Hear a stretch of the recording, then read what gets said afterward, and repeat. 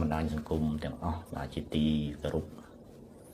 នៅក្នុងវីដេអូនេះខ្ញុំលើកនិយាយតាក់ទងទៅនឹងបញ្ហានៃការព្យាបាលកូនស្រីរបស់ខ្ញុំនៅមន្ទីរពេទ្យកម្ពុជាជាតិបាទ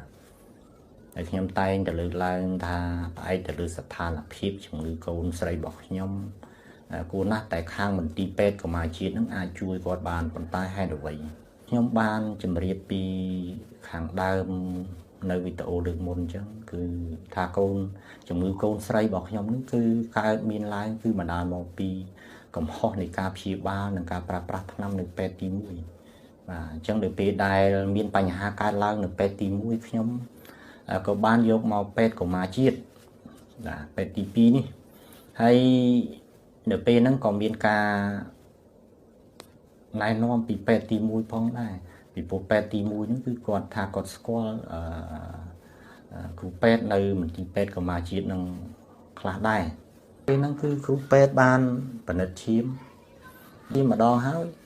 កូនរបស់ខ្ញុំពិនិត្យម្ដងទៀតបាទគេឲ្យពិនិត្យ2ដងបាទក្នុងថ្ងៃតែមួយហ្នឹងបាទនៅក្នុងម៉ោងបន្តគ្នាហ្នឹងលើកទី2នេះគឺកូនខ្ញុំមានលេជំងឺគ្រុនឈាមមួយទៀតបាទបណ្ឌិតលើកទី1នេះអត់ឃើញមានបានបញ្ជាក់មកគឺខាងហ្នឹងក៏គេបញ្ជូនមកផ្នែក F ក៏បានចាប់ផ្ដើមព្យួរសេរ៉ូមហើយនៅពេលហ្នឹងកូនខ្ញុំក៏គាត់អត់មានធ្វើទុកអីដែរគាត់ស្រួលដែរទេនៅនិយាយធម្មតាហូបបាយបានធម្មតាពេលដែលមកដល់ផ្នែក F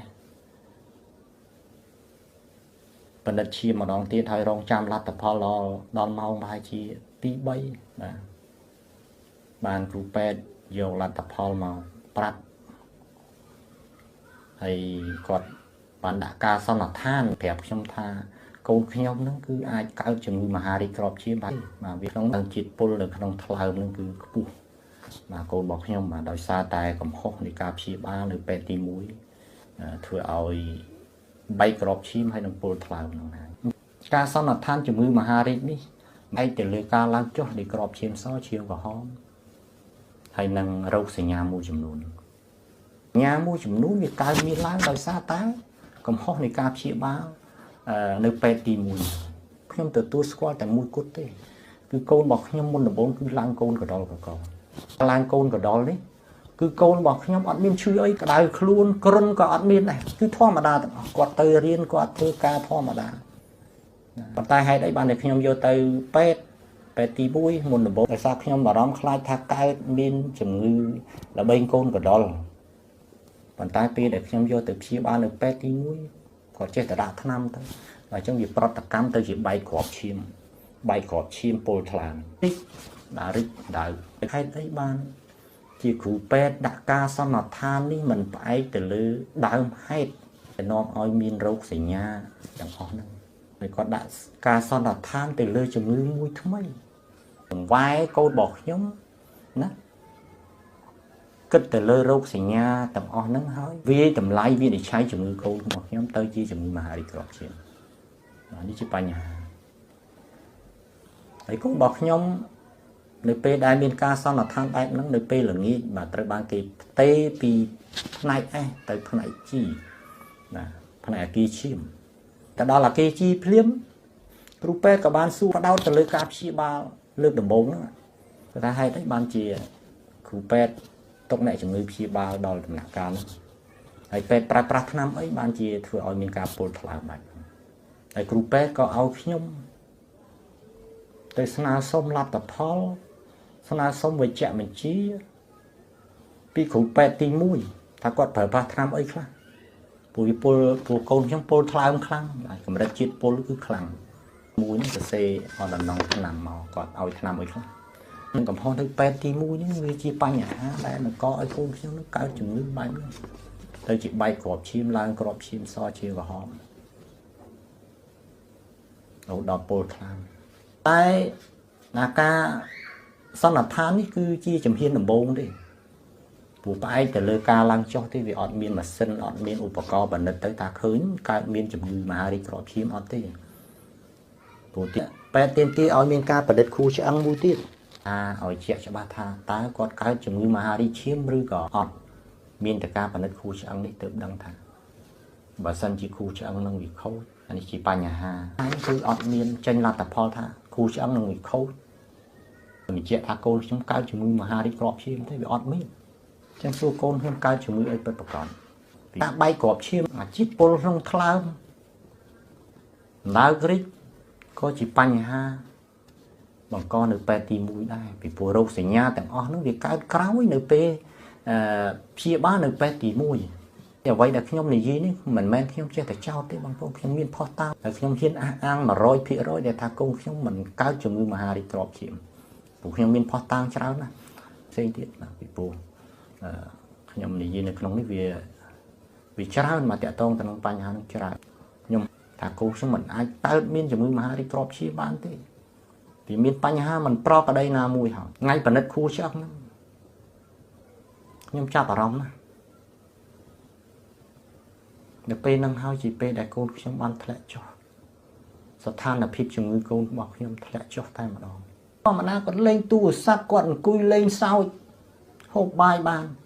ដល់ថ្ងៃហ្នឹងត្រូវការយកគ្រូឆ្អឹងកូនខ្ញុំត្រូវបានគេចាក់ថ្នាំសន្លប់ហើយឲ្យខ្ញុំជាឪពុក3យកទៅដាក់បន្ទប់បងគ្រូឆ្អឹងហើយកូនខ្ញុំបើកភ្នែកមើលខ្ញុំកឡង់បាទខ្ញុំសំណោះណានឹកឃើញស្ថានភាពនៅពេលហ្នឹងខ្ញុំសំណោះកូនខ្លាំងណាស់តម្រាំថ្នាំជ្រាបទៅដល់ទូបូមគួរឆ្អឹងថ្នាំជ្រាបទៅគាត់ស្លាប់ស្ដោកស្ដឹងហើយមិនដឹងថាគាត់បូមគួរឆ្អឹងកូនខ្ញុំកម្រិតណាបាទខ្ញុំអត់ដឹងពុកម្ដាយអត់ឲ្យចូលទៅមានតែគ្រូពេទ្យ4-5អ្នក4-10អ្នកចូលខ្ញុំមិនដឹងថាគាត់ពិសោធន៍បរហាញឬក៏ឲ្យគ្រូពេទ្យក្មេងៗទៅបូមយកបទពិសោធន៍ក៏មិនដឹងយ៉ាងម៉េចពីព្រោះពេលដែលបូមហើយកូនរបស់ខ្ញុំយកមកដាក់នៅក្រែវិញកូនរបស់ខ្ញុំគឺល្វើល្វាយបាត់គាត់ដឹងខ្លួនដូចជាខ្ញុំលែងដូចតាមអង្គុយក៏លែងបានហូបបាយក៏លែងបានវាទៅជាដូចជារវើរវាយដឹងហើយដូចរវើរវាយហើយខ្សោយកូនខ្ញុំចាប់ផ្ដើមខ្សោយស្រឹបតែម្ដងអញ្ចឹងកូនខ្ញុំចាប់ផ្ដើមស្រុតនៅពេលហ្នឹងបាទអញ្ចឹងគាត់ចាប់ផ្ដើមបូមគួរឆ្អឹងចាប់ផ្ដើមព្យាបាលកូនខ្ញុំចាប់ផ្ដើមធ្វើទុកហេតុអីការបញ្ចូលឈាមដូចគ្នាកូនខ្ញុំខ្វះឈាមប៉ុន្តែស្ថានភាពដំបូងកូនរបស់ខ្ញុំមុនបញ្ចូលឈាមគឺគាត់មើលពីខាងក្រៅអត់មានដឹងថាស្លេកស្លាំងទេប៉ុន្តែឆ្ងល់ថាហេតុអីពេលដែលបញ្ចូលឈាមទៅកូនខ្ញុំបែរទៅជាមើលទៅសាច់ឈាមទៅជាស្លាំងទៅវិញនេះខ្ញុំឆ្ងល់អញ្ចឹងហេតុអីបានជាកូនខ្ញុំប្រែទៅជាស្លេកស្លាំងទីបំផុតកូនខ្ញុំកាន់តែស្លេកស្លាំងហើយបញ្ចូលពេលណាកូនមិនដែរថាឈាមនឹងឡើងតែដំបូងនេះហេតុស្អីកូនរបស់ខ្ញុំនៅធម្មតាពេលដែលគ្រូពេទ្យចាប់ផ្ដើមព្យាបាលចាប់ផ្ដើមធ្វើអ្វីមួយកូនរបស់ខ្ញុំចាប់ផ្ដើមធ្វើទុកខ្ញុំសួរថាហេតុអីនេះជាបញ្ហាតែហេតុអីបានជាសន្និដ្ឋានកូនខ្ញុំកើតជំងឺមហារីកគ្រាប់ឈាមពីព្រោះអាប្រភេទជំងឺអស់ហ្នឹងគឺជាជំងឺដែលមានរោគសញ្ញាដូចតែនឹងអ្វីដែលបានកើតឡើងដោយសារតែកំហុសរបស់ពេទ្យទី1ពីព្រោះគាត់ព្យាបាលនៅពេទ្យទី1បែកគ្រាប់ឈាមបែកគ្រាប់ឈាមរីកដណ្ដើមពលថាអញ្ចឹងអាចឲ្យបានកូនខ្ញុំវាពេទ្យត្រូវសន្និដ្ឋានជំងឺហ្នឹងអញ្ចឹងគាត់យកអារោគសញ្ញាហ្នឹងគាត់ប្រវែមកទៅជាជំងឺមហារីកគ្រាប់ឈាមបាទនេះអត់ប្រក្រតីទេកូនខ្ញុំត្រូវបានបណ្ឌិតឈាម2ដងក្នុងពេលតែមួយថ្ងៃតែមួយទេបើសិនជាមានការព្យាបាលបានមួយរយៈមួយថ្ងៃអីចឹងទៅត្រូវការបណ្ឌិតព្រោះគេត្រូវការតាមដានប៉ុន្តែហេតុអីបានមានការបណ្ឌិតឈាមម៉ោងពេលបន្តគ្នាក្នុងថ្ងៃតែមួយដោយសារតែខ្ញុំនិយាយប្រាប់ពីកំហុសរបស់ពេទ្យទី1ឬយ៉ាងម៉េចមានការអន្តរាគមន៍ណាមួយឬយ៉ាងម៉េចហើយការព្យាបាលនៅពេទ្យកម្ពុជាជាតិនេះពេទ្យរដ្ឋទេបាទប៉ុន្តែការចំណាយមិនចាញ់ឯកជនប្រហែលទេបាទថ្ងៃខ្លះខ្ញុំចំណាយ100 200ទៅ300ក៏មានដែរ50 60 70 80 100 200 300ពេលខ្លះត្រូវទិញថ្នាំបន្ថែមនៅខាងក្រៅទៀតព្រោះថ្នាំខ្លះអត់មានអានេះយើងអត់គិតពីការហូបចុកផងចំណែកសេវាគឺអន់ណាបាទយកលុយដោយឯកជនប៉ុន្តែសេវានៃការព្យាបាលគឺអន់ខ្ញុំនិយាយចឹងតែម្ដងអន់បំផុត ពីព្រោះការបំពេញការងារច្បោកច្បងមានវិជ្ជាបណ្ឌិតដើម្បីជួយសង្គ្រោះកូនខ្ញុំទេនៅពេលនោះកូនខ្ញុំពិនិត្យឃើញថាពេទ្យថាធ្ងន់ប៉ុន្តែការព្យាបាលហេតុអីមិនពេទ្យមិនយកចិត្តទុកដាក់ជួយគាត់នៅក្នុងលក្ខណៈពិសេសណាមួយទៅព្រោះនៅនឹងមានពេទ្យស្តានឹងទៅជួយទៅព្យាបាលកូនខ្ញុំយកបទពិសោធន៍តែម្ដងអញ្ចឹងស្ថានភាពជំងឺកូនរបស់ខ្ញុំគួរណាស់តែដាក់វិជ្ជាបណ្ឌិតដើម្បីជួយសង្គ្រោះគាត់ជួយព្យាបាលនៅក្នុងលក្ខណៈពិសេសពីព្រោះអាកម្រិតជាតិពុលនៅក្នុងថ្លើមនោះគឺវាឡើងខ្ពស់ហើយអត់ស្រត់ចុះបងប្អូនអត់ស្រត់ទេកម្រិតជាតិពុលនោះវាជាតកើនពីព្រោះខ្ញុំយល់ច្បាស់ថាកូនខ្ញុំមិនអាចកើតជំងឺមហារីកគ្រាប់ឈាម 100% ខ្ញុំហ៊ានតានីអាងតែម្ដងហើយរឿងគ្រុនឈាមនេះក៏ខ្ញុំមានការសង្ស័យដែរអត់មានការអះអាងច្បាស់លាស់ជំងឺគ្រុនឈាមដែលប៉និតឃើញនោះគឺចេញលទ្ធផលមកគាត់និយាយដូចជារបៀបមិនច្បាស់លាស់តិចតួចចេះចុះជំងឺគ្រុនឈាមក្តីជំងឺមហារីកឈាមនេះប៉ះពាល់គ្រាប់ឈាមហ្នឹងអញ្ចឹងអារោគសញ្ញាដែលវាលេចឡើងនោះគឺវាស៊ីគ្នាអញ្ចឹងគាត់ស្រួលលៀងគូតស្រួលលៀងកំហុសការព្យាបាលនៅពេទ្យកម្មាជាតិនេះ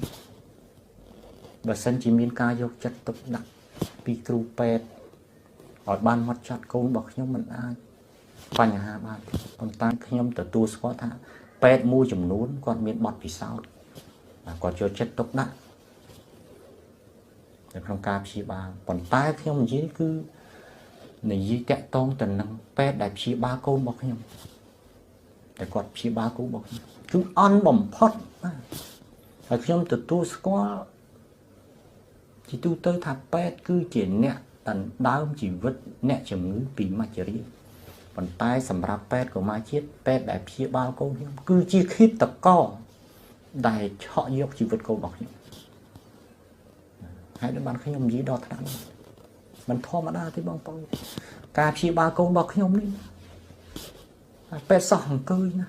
ខ្ញុំមើលអេយ៉ាបត់របស់ពេទ្យខ្ញុំស្គាល់ណាពេទ្យរវល់ផ្សេងណាពេទ្យរវល់ផ្សេងណាពេទ្យដែលរើសអើងពេទ្យដែលមិនយកចិត្តទុកដាក់គ្មានទំនួលខុសត្រូវផ្សឹកកូនខ្ញុំធ្វើទុកម្ដងឬក៏ត្រូវដូរសរោមហៅគាត់តម្រាំគាត់មកមិនងាយទេបាទ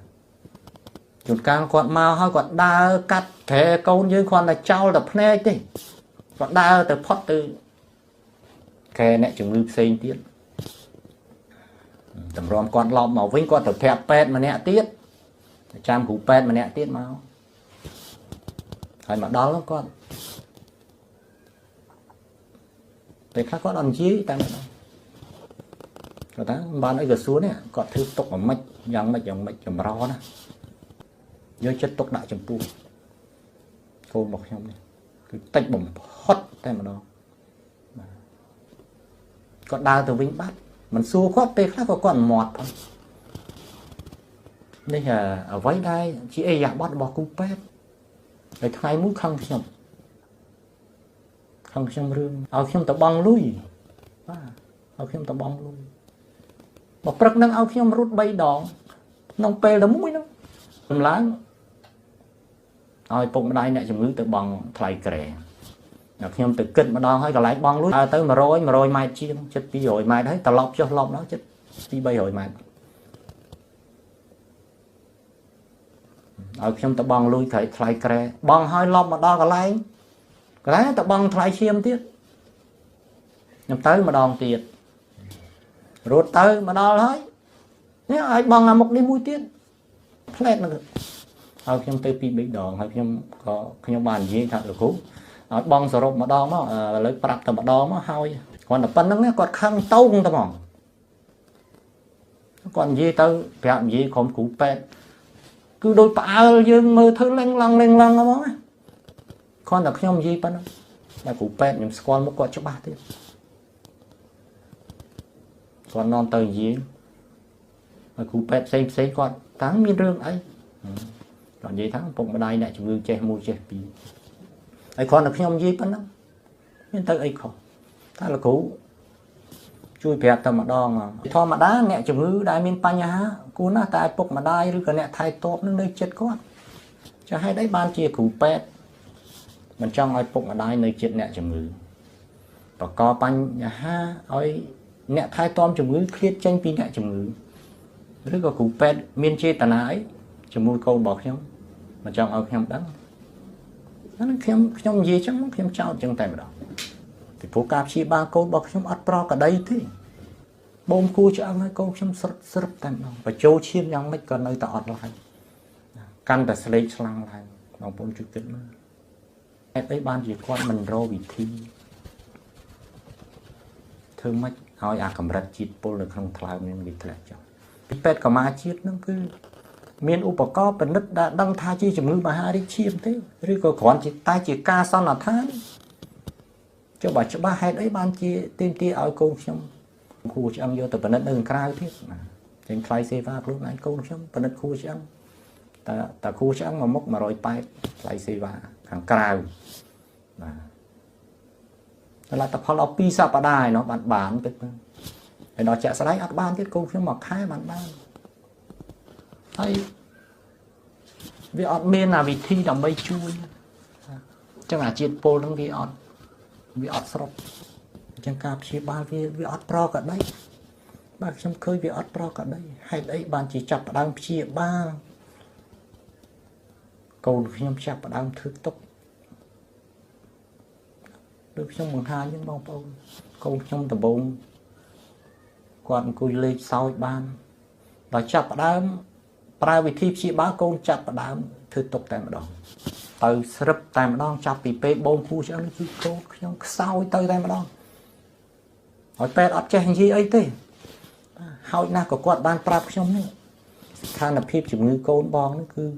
ធ្ងន់ណាស់មិនមើលទៅប្រហែលជាពិបាកនៅក្នុងការជួយសង្គ្រោះបើសិនជាបងអាចមានលទ្ធភាពឬក៏ដឹងពេទ្យណាដែលគេអាចជួយបានបងអាចយកទៅបានហើយណាស់ក៏គាត់ណែនាំគាត់លើកនិយាយប៉ុន្តែអត់ទេចេះតែនិយាយរឿង21ទេគាត់និយាយថាម៉េចគេថាកូនបងឯងប្រយ័ត្នហូរឈាមយកចេញជួយផ្ដេសផ្ដាស់ហូរឈាមតាមកាពះហូរឈាមតាមច្រមុះហូរឈាមតាមមាត់គាត់និយាយតែប៉ុណ្្នឹងអញ្ចឹងវាហាក់បីដូចជាគាត់ចង់ຕົកកូនយើងឲ្យនឹងតែម្ដងគាត់អត់មានណែនាំអត់មានអីវិធីអីផ្សេងគាត់និយាយតែ20ប៉ុណ្ណឹងហើយទីបំផុតពេលដែលកូនខ្ញុំខ្សោយទៅគាត់លែងឲ្យហូបអីទាំងអស់បាយអីរ៉ាននេះហូបទៅខ្លាចវាឈាមតាមកាពះប៉ុន្តែកូនរបស់ខ្ញុំវាអត់មានអីហូរឈាមសោះបើសិនជាខ្វះគ្រាប់ឈាមវាបណ្ដាលឲ្យហូរឈាមវាគួរណាស់តែមានការហូរឈាមនៅកន្លែងណាប៉ុន្តែកូនខ្ញុំនៅពេលហ្នឹងអត់មានហូរឈាមទេហើយអត់ឲ្យកូនខ្ញុំហូបអីគាត់ចេះតែខ្សោយទៅសុំកូនខ្ញុំចង់ហូបទឹកប្រទាលកទួយកពើក៏អត់មានឱកាសបានហូបខ្ញុំអត់ហ៊ានឲ្យហូបផងគ្រូពេទ្យតែមិនអាចបានទៀតខ្ញុំអាណិតកូនខ្ញុំណានៅពេលហ្នឹងដល់ចុងក្រោយថ្ងៃ24កូនខ្ញុំត្រូវបាន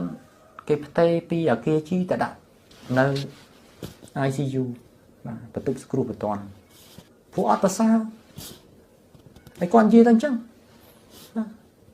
គាត់និយាយថាប្រយ័ត្នហូរឈាមយកស្រួលប្រយ័ត្នហូរឈាមតែប៉ុណ្្នឹងដំបូងមានដែលខ្ញុំទទួលបានពីគ្រូពេទ្យ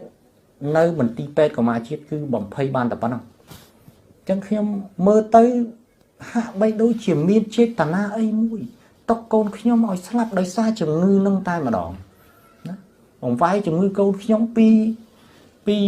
អ្វីដែលគ្រូពេទ្យទី1នេះគាត់បកកឡើងណាឲ្យធ្លាក់ទៅក្នុងជំងឺមួយផ្សេងទៀតដើម្បីលុបបំបាត់ផុសតាងពីព្រោះអាជំងឺដូចគ្រុនឈាមមហារីកអីវាពាក់ព័ន្ធទៅនឹងគ្រាប់ឈាមព្រោះបែកគ្រាប់ឈាមពីនេះទៅបាត់ឲ្យពុលថ្លើមពុលអីរីកទៅរីកឬក៏លោកគ្រូមានអីត្រូវគ្នានៅពេលហ្នឹងមានអន្តរាគមអីមួយឬក៏មានបញ្ហាអីណាមួយទៅពីក្រោយខ្នងមួយទៀតក្នុងចេតនាមួយធ្វើបាបកូនរបស់ខ្ញុំចាកូនរបស់ខ្ញុំស្លាប់តែម្ដងចុះបើលោកគ្រូអត់មានសមត្ថភាពនៅក្នុងការព្យាបាលទេចុះលោកគ្រូមិនប្រាប់មក ស្ថានភាពជំងឺកូនរបស់ខ្ញុំគួរណាស់យកទៅពេទ្យនេះពេទ្យនោះគេຕົកនៅហ្នឹងក៏វានៅអត់គាត់ចេះតែនិយាយ20រឿងខ្លាចប្រយ័ត្នហូរឈាមតែយកចេញទៅបន្ទប់ទឹកឬក៏ចេញអីផ្ដេសផ្ដាស់ខ្លាចហូរឈាមគាត់និយាយបានតែប៉ុណ្្នឹងអ្វីដែលខ្ញុំទទួលបានខ្ញុំនិយាយអត់ត្រង់អត់ធម្មតាទេការព្យាបាលជំងឺមហារីកឈាមគ្រាន់តែជាការសន្និដ្ឋានជំហានដំបូងឬយ៉ាងម៉េចគឺមួយចំនួនដែរបាទគាត់ធ្លាប់និយាយថាទៅពេទ្យគេថាមហារីកក្របឈាមដល់ទៅពេទ្យផ្សេងទៀតគេថាមានជំងឺមហារីកក្របឈាមណាវាដោយសារជំងឺនេះជំងឺនោះបាទគ្រោះថ្នាក់ណាអញ្ចឹងដល់ថ្ងៃ24កូនខ្ញុំមកផ្ទេមកដាក់ ICU សង្គ្រោះមិនទាន់ព្រោះគាត់ធ្ងន់ហើយដល់កូនខ្ញុំសន្លប់លែងដឹងខ្លួនស្មារតីវិលវល់អាកម្រិតជាតិពុលហ្នឹងវាឡើងបាទវាសាយពីថ្លើមមកឡើងជ្រាបទៅដល់ខួរក្បាលទៀតកូនខ្ញុំធ្វើទុកអត់មានវិធីឲ្យជួយសង្គ្រោះទេទៅដល់ ICU ហ្នឹងគឺដូចទៅកន្លែងព្យាបាលធម្មតាខ្ញុំគិតថាមិនខុសគ្នាអីវាអត់មានវិជ្ជបណ្ឌិតមានអ្នកមានបទពិសោធន៍មានវិធីធម្មតាកន្លែងសង្គ្រោះបន្ទាន់គឺមានគ្រូពេទ្យគេមានវិធីជួយសង្គ្រោះកូនខ្ញុំដូចប្រៀបបានដូចជាគេគ្រាន់តែដាក់ថ្នាំនឹងឲ្យជំងឺប្រែប្រួលដោយខ្លួនឯងតាមយថាកម្មទៅបើវាប្រសើរក៏ប្រសើរមិនប្រសើរទៅក៏គឺចឹងការព្យាបាលនៅមន្ទីរពេទ្យកម្ពុជាគឺបែបហ្នឹងហើយនៅពេលដែលកូនខ្ញុំយកទៅដាក់ ICU ណាបងប្អូនដឹងតែមិនទេកូនរបស់ខ្ញុំត្រូវបានគេដាក់នៅជាមួយកម្មាទូចបាទតិរុបាទអាយុតែ2 3ខែ8 9ខែ1ឆ្នាំអីចឹងហើយខ្ញុំសុំយកទៅដាក់កន្លែងកម្មាធំដូចគ្នាបន្ទប់ផ្សេងទៀតគាត់ឲ្យចឹងបាទក៏លើកហេតុផលនេះហេតុផលហេតុអីហើយយកកូនខ្ញុំទៅដាក់កន្លែងឯបទ្វារទៀតមាត់ទ្វារអ្នកជំងឺចេញចូលអញ្ចឹងវាបកកការឆ្លងរោគបន្ថែមទៀតដល់កូនខ្ញុំទៀតហើយខ្ញុំសុំយកចេញគាត់អត់ឲ្យហើយខ្ញុំមើលការជួយសង្គ្រោះរបស់ពេទ្យគឺដូចគ្មានអីប្លែកទេហើយគ្រូពេទ្យក្មេងហើយធ្វើការសោចហូរហើយអេយ៉ាបត់ដូចគ្នាបាទខ្ញុំមកដល់ ICU នេះគឺកន្លែងសង្គ្រោះបន្ទាន់ដូចអេយ៉ាបត់ពេទ្យនៅកន្លែងអាគីជីដូចគ្នាសួរក៏និយាយទៅមិនសួរនិយាយមើលតែកតុយភ្នែកទេបាទបើខ្ញុំហៅមានការធ្វើຕົកអីគាត់ដើរមើលចោលតែភ្នែកមើលគាត់ដើរផុតទៅទៀតដូចរើសអើងទៅមកគាត់មិនយកចិត្តទុកដាក់អត់ខ្វល់ដូចពេលខ្លះគាត់យកនេះគ្រាន់បានយកទូរស័ព្ទដល់គេយើងប្រាប់ពីអាការៈទៅធ្វើຕົកចេះមួយចេះពីរគាត់យកទូរស័ព្ទទៅបើកអាភ្លើងទូរស័ព្ទនឹងទៅមើលអាតបកភ្នែកធ្វើយកទូរស័ព្ទទៅក្លេចចុះក្លេចឡើងមើលហើយគាត់ដើរទៅវិញបាត់បើមិនសួរគាត់រំនិយាយ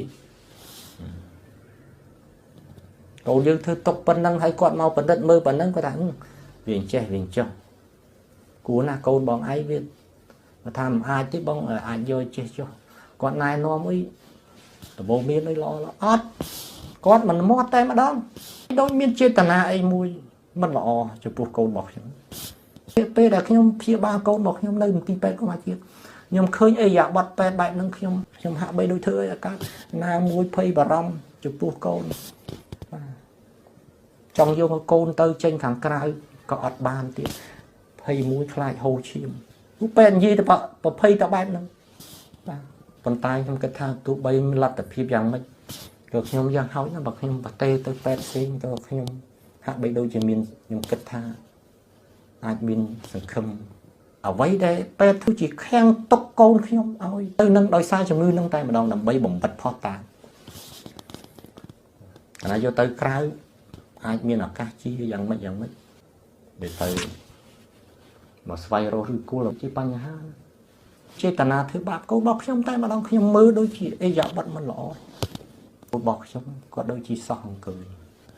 ឬក៏លោកគ្រូគេឲ្យលោកគ្រូព្យាបាលឬយ៉ាងម៉េចខ្ញុំចង់សួរលោកគ្រូមិនធម្មតាបងប្អូនណាហើយខ្ញុំឃើញអេយ៉ាបត់គឺខ្ញុំគិតថាមិនស្រួលទេកូនរបស់ខ្ញុំប៉ុន្តែបីដូចជាខ្ញុំមិនអាចយកចេតនាបានដោយសារអីដូចខ្ញុំប្រាប់អត់ចេះតែ20ទេហាហោចណាស់ក៏គាត់បានណែនាំឲ្យយកទៅនេះទៅនោះ ពុសថានភាពຕົកមើលទៅដូចជានៅតែมันប្រសើរគាត់ឲ្យគួរតែឲ្យដំបូងមានឲ្យជាយោបល់អត់សោះឲ្យតែដូចគ្នាក្មេងឲ្យកូនខ្ញុំនេះឡើងចាក់ឡើងហើមដៃបងប្អូននេះដៃនេះសិតតែពេទ្យធ្វើការយកបទពិសោធន៍ពេទ្យស្តាពេទ្យក្មេងអត់មានវិជ្ជបណ្ឌិតអីទេចាក់ខុសតសៃឲ្យកូនលោកខ្ញុំហើមទៅចាញ់ឈាមអាកន្លែងចាក់ខ្ញុំមិននឹកកូនខ្ញុំឃើញគាត់ធ្វើຕົកមិនអាចឲ្យយកចេតនាតែម្ដងខ្ញុំឃើញសភាពដូចជាមិនស្រួលហើយតើបងលុយដឹងណានិយាយដំណរៀលថាក្រែ2ទេប៉ុន្តែដល់តដេកនឹងក្រែ4 5កូនខ្ញុំសុំបដូរយកទៅផ្នែកកន្លែងមនុស្សធំដូចគ្នាគាត់អត់ព្រមក៏ដាក់នៅទៅហ្នឹងក៏ដាក់នៅក្បែរមាត់ទ្វារអញ្ចឹងអ្នកចូលចាញ់ហើយកូនខ្ញុំនៅក្បែរមាត់ទ្វារឆ្លងរោគឆ្លងអីដាក់បកអាកាសគឺដើម្បីបិទផោះតាំងតែម្ដងបាទខ្ញុំនិយាយចេះតែម្ដងគឺមានវេទនាមិនឲ្យខ្ញុំចេញក្រៅបានហើយរុញកូនខ្ញុំដាក់ចូលក្នុងជំងឺមួយប្រភេទជំងឺមួយធ្ងន់ធ្ងរទៀតតែនិយាយ20ហ្នឹងទៀតខ្ញុំឲ្យកូនដេក9ថ្ងៃទៅ10ថ្ងៃមិនដែលមានការផ្ដល់យោបល់ណាល្អពីគ្រូពេទ្យថានេះបងឯងស្ថានភាពជំងឺកូនវាចេះមួយការព្យាបាលមើលទៅវាអត់មានការវិវត្តប្រសើរគួរណាស់តែបងយកទៅពេទ្យណាមួយអត់អ្វីដែលគាត់និយាយមកគឺតែប៉ុណ្្នឹងប្រយ័ត្នហូរឈាមកូនខ្ញុំប្រយ័ត្នហូរឈាមយកចេញទៅក្រៅទៅបន្ទប់ទឹកបន្ទប់អីទៅណាផ្ដេសផ្ដាស់ហូរខ្លាចហូរឈាមបានតែហូរឈាមគ្រោះថ្នាក់ជប់ព្យាបាលនៅនឹងគឺអត់ប្រសើរទៅហើយហេតុអីបានជាគាត់នៅតែខំຕົកកូនខ្ញុំទៀតឲ្យកូនខ្ញុំស្លាប់តែម្ដងរៀងមិន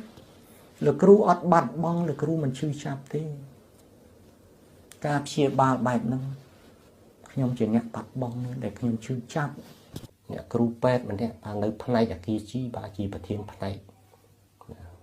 ខ្ញុំស្គាល់ឈ្មោះគាត់ទៀតក្រោយគាត់និយាយការពារពេទ្យទី1មុនដំបូងគាត់ចាប់អារម្មណ៍គាត់ថាពេទ្យព្យាបាលយ៉ាងម៉េចបានធ្វើឲ្យកូនពលថ្លើមបែបហ្នឹងពេទ្យប្រើប្រាស់ថ្នាំអីបងប្អូនគិតដល់ចុងក្រោយគាត់ដូរអេយ៉ាបត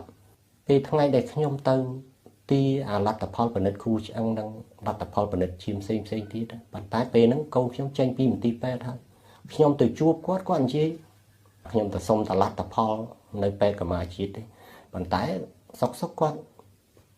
និយាយមកគាត់ថាពេទ្យមិនគេជួលយើងទៅព្យាបាលកន្លែងទេបាទគាត់ចង់និយាយថា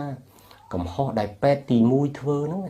បាទខ្ញុំយកទៅព្យាបាលនៅពេទ្យទី1ដែលថាពេទ្យព្យាបាលខុសហ្នឹងថាមិនមែនពេទ្យហ្នឹងជួលខ្ញុំទៅយកកូនទៅព្យាបាលនៅកន្លែងគាត់ទេគាត់និយាយការពារអញ្ចឹងបងប្អូនគិតមើលសម្ដីគាត់អត់មានការទទួលខុសត្រូវគាត់អញ្ចឹងបានន័យថាចេះតែព្យាបាលទៅអញ្ចឹងទៅក៏គ្រោះថ្នាក់ដល់អ្នកដទៃគាត់អត់ទទួលខុសត្រូវអញ្ចឹងគាត់និយាយថាខ្ញុំមិនមែនជួលអ្នកឯងមកព្យាបាលកន្លែងខ្ញុំណាអញ្ចឹងនេះអត់ខុសអញ្ចឹងអ្នកនឹងអត់ទទួលខុសត្រូវឬយ៉ាងម៉េចហើយប្រើពាក្យសម្ដីបែបនេះបងប្អូនគិតមើលហើយក្រៅពីពាក្យសម្ដីនឹងមួយទៀតគាត់និយាយដឹងថាម៉េចទេពេលចេញរោគសញ្ញាបែបហ្នឹងពេទ្យណាក៏គេព្យាបាលបែបហ្នឹងដែរចង់និយាយគាត់និយាយថាពេទ្យទី1ដែលព្យាបាលហ្នឹងអត់ខុសទេពេលដែលចេញរោគសញ្ញាហ្នឹងឡើងកូនកដុលកកហ្នឹងគឺក៏អ្នកណាក៏គេព្យាបាលបែបហ្នឹងដែរគាត់និយាយអញ្ចឹងគាត់និយាយការពារពេទ្យទី1ឥឡូវសួរបើកូនអ្នកគ្រូឡើងកូនកដុលអញ្ចឹងតែគ្រូព្យាបាលអញ្ចឹងអត់ហើយឲ្យពេទ្យនឹងព្យាបាលបែបហ្នឹងអត់អានេះខ្ញុំសួរអ្នកគ្រូណាព្រោះរោគសញ្ញាឡើងកូនកដុលកកនេះវាមិនមែនថាមិនសុទ្ធតែជាជំងឺមហារីកឈាមទេពេទ្យខ្លះគេមិនហ៊ានវាយថ្នាំផងបាទគេទៅហ៊ានវាយថ្នាំប្រេះផ្ដាស់តែប៉ុន្តែពេទ្យទី1ហ៊ានវាយថ្នាំបាទគាត់ចេះតែវាយដើម្បីចង់ឲ្យប្រក្រាបអាកូនកដុលហ្នឹងឲ្យបាត់គំនិតរបស់គាត់អញ្ចឹងគាត់អត់យល់រោគសញ្ញាពួកគាត់មានតែប្រដាប់ឆ្លោះមើលកូនកដុលមើលកកមើលកន្លែងផ្សេងតែអត់មានទៀតទេវាមានតែកន្លែងកកហ្នឹងឃើញតែកូនកដុលហ្នឹងអត់មានរោគវិនិច្ឆ័យអីទេបងប្អូនគ្រាន់តែឃើញថាកូនកដុល ព្រោះមើលពីក្រៅវាអត់ឃើញដល់យកដៃច្បាច់ទៅបានឃើញឡើងតូចហើយកូនខ្ញុំអត់មានឈឺអីទៅអស់អត់មានគ្រុនអត់មានក្តៅអត់មានលហិតលហៃឈឺអីទេគឺធម្មតាសុខភាពគាត់ធម្មតាទៅអញ្ចឹងគ្រូពេទ្យគាត់ការពារគាត់និយាយការពារអញ្ចឹងគាត់ថាអ្នកណាក៏ព្យាបាលបែបហ្នឹងដែរហើយសុកគាត់និយាយថាកូនของឯងគឺមហារាជឈាម 100% គាត់និយាយអញ្ចឹងពីព្រោះមុនសន្និដ្ឋានទេបាទហើយដល់ពេលយកអាលទ្ធផលបណ្ឌិតគ្រូឆ្អឹងវាអត់មានបញ្ជាក់ថាគ្រូឆ្អឹងកូនខ្ញុំវាខូចហើយកើតជំងឺមហារីកគ្រាប់ឈាមវាអត់មានអញ្ចឹងគាត់ចេះរនឹកនិយាយហើយករណីកូនរបស់ខ្ញុំបើសិនជាពេទ្យគាត់មិនធ្វើរោគវិនិច្ឆ័យទៅលើជំងឺមហារីកឈាមទេខ្ញុំក៏អាចមានឱកាសយកចេញទៅខាងក្រៅទៀតបានជួយសង្គ្រោះគាត់តាន់ពេលវេលាអត់ទៅប៉ុន្តែអ្វីដែលគាត់វិនិច្ឆ័យអ្វីដែលគាត់និយាយវាធ្វើដូចជាបន្ទូចផ្អាក់យើងហើយដូចបងប្អូនគិតមើលគាត់គិតថាកូនខ្ញុំកើតជំងឺមហារីកគ្រាប់ឈាមខ្វះឈាមគាត់ថាគាត់ជី20ដូចខ្ញុំនិយាយពីខាងដើមគាត់និយាយទៅប្រយ័ត្នហូរឈាមយកចេញទៅណាប្រេះប្រយ័ត្នហូរឈាមហើយគាត់តករណីប៉ុណ្្នឹងខ្ញុំរារែកនៅក្នុងការយកចេញពីព្រោះការដឹកទៅវាតាមផ្លូវវាលាក់វាអីវាអាចខ្លាចហូរឈាមឲ្យគ្រូថ្នាក់ពួកគាត់និយាយចឹងនេះជាបញ្ហាហើយបញ្ហាមួយទៀតដោយសារតែការធ្វើរោគវិនិច្ឆ័យជំងឺធ្ងន់បែបហ្នឹងបងប្អូនគិតមើលអ្វីដែលយើងគិតទៅលើពេទ្យដែលត្រូវយកចេញទៅដែលយើងត្រូវយកចេញទៅគឺវាពិបាកដោយអ្វីដែលគាត់ធ្វើនឹងវាដូចជារាំងខ្ទប់រាំងខ្ទប់មិនអាចឲ្យខ្ញុំយកចេញទៅក្រៅបានហើយចុងក្រោយទៅពេទ្យទី3បាទប៉ុន្តែសភាពកូនខ្ញុំធ្ងន់បាត់ហើយគាត់សន្លប់កាច់លែងដឹងខ្លួនដូចជាផុតបាទកូនខ្ញុំហើយប៉ុន្តែបងប្អូនដឹងមកយកទៅពេទ្យទី3នោះលទ្ធផលដែលគេពិនិត្យអត់មានកូនខ្ញុំនឹងថាជំងឺមហារីកគ្រាប់ឈាមទេអ្វីដែលធ្ងន់ធ្ងរនឹងគឺកម្រិតជាតិពុលនៅក្នុងថ្លើមនេះគឺកើតដល់កម្រិតខ្ពស់បំផុតណាហើយខ្សោយថ្លើមដោយសារតែការប្រើប្រាស់ថ្នាំហ្នឹងហើយគ្រាប់ឈាមវាបែកជំងឺផ្សេងគេដាក់ស្ថិតនៅក្នុងលក្ខណៈតាមដែរអត់ទៅដល់នោះគេពិនិត្យទាំងអស់ប៉ុន្តែកូនខ្ញុំគេអត់ចាប់អារម្មណ៍ទៅលើជំងឺមហារីកឈាមទេគឺកម្រិតជាតិពុលវាឡើងជ្រាបទៅដល់ខួរក្បាលចឹងឲ្យធ្វើឲ្យអ្នកជំងឺសន្លប់បាត់ស្មារតីអត់ដឹងប្រកាច់តែម្ដងកូនខ្ញុំបើខ្ញុំអាណិតគាត់ណាអញ្ចឹងការព្យាបាលកូនខ្ញុំនៅមន្ទីរពេទ្យកម្ពុជាព្យាបាលកូនខ្ញុំមិនយកចិត្តទុកដាក់ហើយព្យាបាលមិនទទួលខុសត្រូវហើយមិនខ្វល់មានលក្ខណៈរើសអើងហើយគឺមានចេតនារាំងខ្ទប់មិនអាចឲ្យខ្ញុំយកចេញទៅខាងក្រៅទៀតបានហើយការធ្វើរោគវិនិច្ឆ័យបង្វេងពីហេតុនៃការពិតដែលបង្កឡើងនៅពេទ្យទី1ទៅដាក់រោគសញ្ញាដែលកើតដែលលេចចេញក្រោយពីព្យាបាលខុសនៅពេទ្យទី1ទៅជារោគសញ្ញាទាំងអស់នោះស្ថិតទៅក្នុងជំងឺមួយថ្មីទៀតនេះជាអ្វីដែលគ្រូពេទ្យនៅមន្ទីរពេទ្យកម្ពុជាជាតិធ្វើទៅលើកូនរបស់ខ្ញុំហើយបងប្អូនសួរថាហេតុអីបានខ្ញុំទឹកនិយាយពេលនេះមិនមែនខ្ញុំមិនចាប់អារម្មណ៍ទេបាទក្រោយពីព្យាបាលហើយពេលដែលខ្ញុំយកកូនចេញហើយពួកខ្ញុំឃើញសភាពមិនស្រួលប៉ុន្តែខ្ញុំមិនអាចធ្វើភ្លាមបានទេខ្ញុំត្រូវការពេលវេលាដល់ខ្ញុំដើរសុំទៅសុំយកលទ្ធផលតម្រាំបានខ្លះទៀតcòn để doលទ្ធផលផលិតនៅថ្ងៃទី1គឺឃើញមិនប្រក្រតីដូចខ្ញុំនិយាយប្រាប់បងប្អូនហើយដែលបានផលិតឈាមដល់ទៅ2លើកពេលបន្តគ្នាបាទបើសិនជាបានព្យាបាលបានកន្លះថ្ងៃឬក៏មួយថ្ងៃផលិតទៀតខ្ញុំមិនថាទេបាទក្នុងថ្ងៃតែមួយទៅដល់ប៉ុន្តែនេះអត់ទាន់បានព្យាបាលអុយសោះបងប្អូនគិតមើលផលិតឈាម2លើកបន្តគ្នាហើយលទ្ធផលឃើញខុសគ្នាបងប្អូនពិចារណាមើលកម្រិតឈាមសឈាមក្រហមឡើងខុសគ្នាលើកទី2ឡើងខ្ពស់ជាងលើកទី1ទៀតហើយមានលេខចេញ សញ្ញារោគសញ្ញាជំងឺគ្រុនឈាមថែមមកទៀតចឹងចឹងបញ្ហាដែលតកតងទៅនឹងក្របឈាមគឺគាត់ជំងឺនឹងហាក់បីដូចជាអ្វីដែលគាត់មានចេតនាមួយដាក់កូនខ្ញុំទៅក្នុងប្រភេទជំងឺហ្នឹងបាទពីព្រោះអារោគសញ្ញាហ្នឹងវាស៊ីគ្នាជំងឺគ្រុនឈាមក្តីជំងឺមហារីកឈាមក្តីវាពាក់ព័ន្ធទៅនឹងក្របឈាមអញ្ចឹងគាត់លៀងកំហុសគាត់រួមគំនិតលៀងកំហុសបញ្ហាទាំងអស់ហ្នឹងហើយដែលធ្វើឲ្យកូនរបស់ខ្ញុំមិនអាចជួយសង្គ្រោះបានខ្ញុំជឿចាប់ដែរពេលដែលខ្ញុំឃើញការព្យាបាលរបស់ពេទ្យទៅលើកូនខ្ញុំនៅមន្ទីរពេទ្យកម្មាជាតិហើយក្រោយមកខ្ញុំពិចារណាខ្ញុំជឿចាប់អ្វីដែលពេទ្យធ្វើដាក់កូនខ្ញុំបាទកូនក៏ដូចរើសអើងតាក់តងទៅនឹងកូនរបស់ខ្ញុំហ្នឹងវាមានបញ្ហាមួយទៀតប៉ុន្តែខ្ញុំមិនតាក់តងទៅនឹងកន្លែងហ្នឹងមិនតន់និយាយទេបាទខ្ញុំអត់មានជំងឺមហារីកឈាមលទ្ធផលផលិតគួរឆ្អឹងមកអត់មានបញ្ជាក់ចឹងហើយបានគាត់អត់ចង់ឲ្យទៀតបាទពេលដែលខ្ញុំទៅសុំលទ្ធផលផលិតគួរឆ្អឹងគាត់អត់ចង់ឲ្យទៀតបាទគាត់និយាយដូចចង់ខឹងខ្ញុំទៀតបាទពេលដែលខ្ញុំទៅសុំគាត់សួរថាចង់ដឹងធ្វើអីគាត់និយាយបាតនាដូចជាគំរោះគំរើចង់ខឹងយើងអ្វីដែលគ្រូពេទ្យគាត់ធ្វើគាត់មិនអាចគិតយករួចខ្លួនមិនទទួលខុសត្រូវទេណាមិនអាចគិតយកទៅដេកសុកស្រួលឲ្យកូនខ្ញុំទទួលរងទុកបែបនោះទេបើលោកគ្រូអ្នកគ្រូដែរលោកគ្រូគិតមិនជួយជឿចាប់ទេណាពេទ្យទី1នេះខ្ញុំមហាវិទ្យាល័យពេទ្យដែលគាត់រៀនពេទ្យកម្មាជាតិគឺជាគោលដៅដែលគាត់ធ្លាប់ចុះស្តារនៅកន្លែងនោះអញ្ចឹងអាចតំណាក់តំណងគាត់វាមាន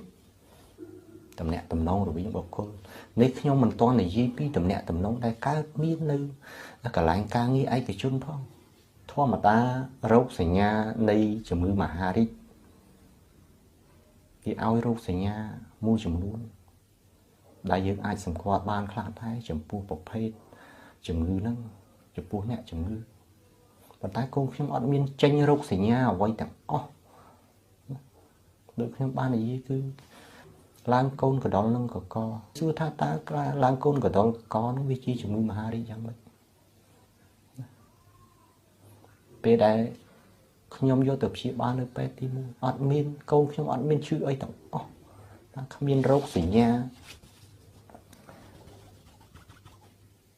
ស្លេកស្លាំងគ្មានរោគសញ្ញារីកអណ្ដើកបែកក្របឈាមឬកពុលថ្លើមទេកូនខ្ញុំសុខភាពល្អធម្មតាចុះហេតុអីបានលោកគ្រូចង់ពង្រៀនការពិតកូនរបស់ខ្ញុំគាត់សុខភាពល្អដែរ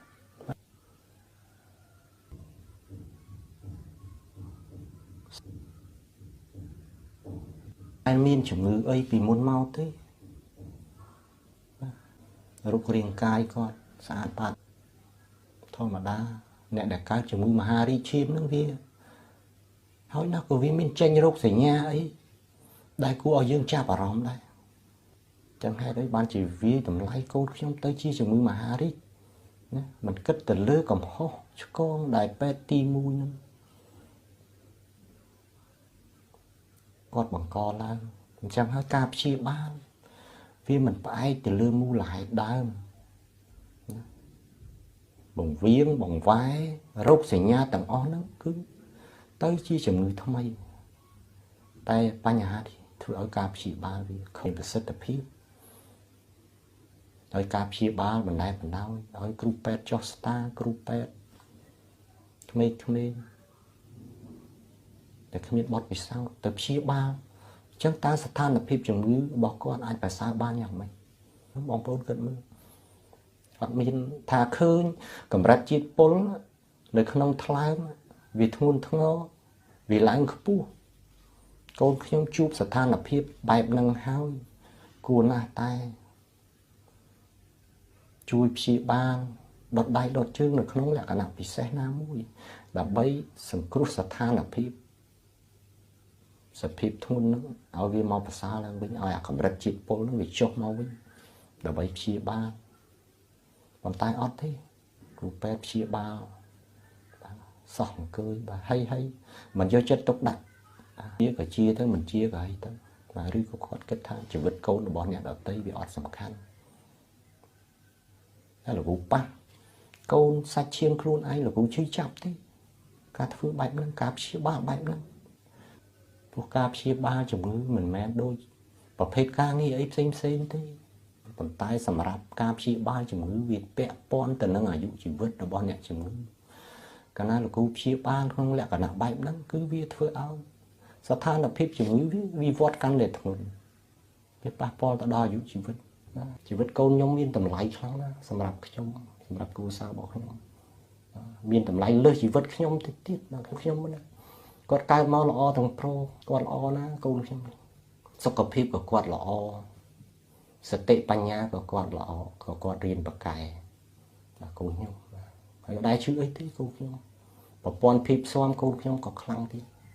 បាទនៅក្នុងផ្ទះបងប្អូនផ្ដាសាយណាបាទរូបខ្ញុំប្រពន្ធខ្ញុំកូនប្រុសខ្ញុំម្នាក់ទៀតឆ្លងតគ្នាចំណែកកូនស្រីរបស់ខ្ញុំគឺអត់ឆ្លងអញ្ចឹងប្រព័ន្ធភាពស៊ាំគាត់ខ្លាំងណាស់អាកូនខ្ញុំអត់ដែរជឿអីទេមិនដែលមានលេចចេញរោគសញ្ញាជំងឺផ្សេងតាក់ទងទៅនឹងជំងឺមហារីកនោះអត់មានទេមិនដែលទេមិនដែលស្លេកស្លាំងមិនដែលហូរឈាមឬក៏ចេញជួមតាមស្បែកមិនដែលទេកូនខ្ញុំអ្នកដែលស្គាល់កូនរបស់ខ្ញុំគាត់ដឹងពីខ្ញុំនឹងគឺសុខភាពល្អណាស់ហើយគាត់ចិត្តកំណត់ក៏គាត់បានទៀតបាទហើយគាត់ដើរតាមកន្លងធម៌ណាកូនរបស់ខ្ញុំបាទខ្ញុំខំចិញ្ចឹមគាត់តាំងពីតូចរហូតដល់ធំប៉ុណ្ណឹងទាំងចំណីអាហារការស្លៀកពាក់ការរៀនសូត្រនិងការអប់រំរហូតគាត់បានខ្លាយទៅជាកូនល្អសិស្សល្អមកដល់ប៉ុណ្ណេះបាទខ្ញុំស្ដាយខ្ញុំអាណិតគាត់ណាអាចបាត់បង់គាត់បែបនេះបានទេខ្ញុំជឿចាប់គាត់បែរជាមកទទួលរងទុកបែបនេះទៅវិញបើជាចុងក្រោយខ្ញុំសូមសំណូមពរដល់ខាងក្រសួងសុខាភិបាលមន្ទីរសុខាភិបាលរាជធានីតុលាការមន្ត្រីមានសមត្ថកិច្ចសូមមេត្តាជួយរកយុត្តិធម៌ឲ្យកូនស្រីរបស់ខ្ញុំក៏ដូចជាគ្រួសាររបស់ខ្ញុំផងខ្ញុំសូមអរគុណបងប្អូនច្រើនបានដែលបាន